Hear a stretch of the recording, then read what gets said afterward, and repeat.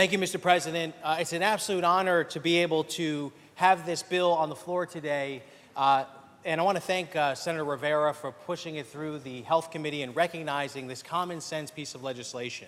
Fortunately, we have with us today the inspiration for this legislation, Dream Shepherd, who's in the gallery today with her mother, Diana.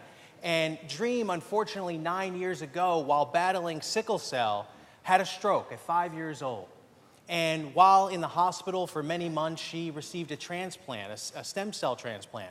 And upon being discharged from the hospital, her mother learned that she had to have a Central Venous Line that her mother would now have to care for.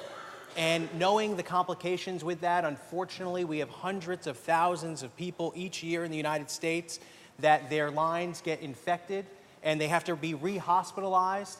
And many times that could be something that's fatal. So this legislation very simply will help thousands of New Yorkers by making sure that when someone is discharged, like Dream was, that before that is done, that the hospital engages the caregiver and makes sure they know what they need to do.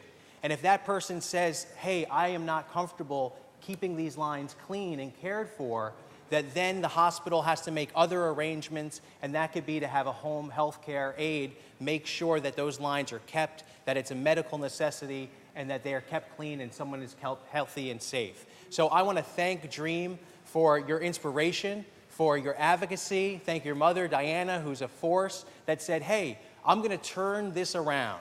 Some of the darkest times in their life, they're shedding light so that others don't have to go through it. And because of your work and your tenacity, I believe thousands of people will be living more healthier, productive lives, and we will also save lives. So thank you, Dream. Thank you, Mr. President. I want to thank my colleagues for supporting this legislation. Thank you.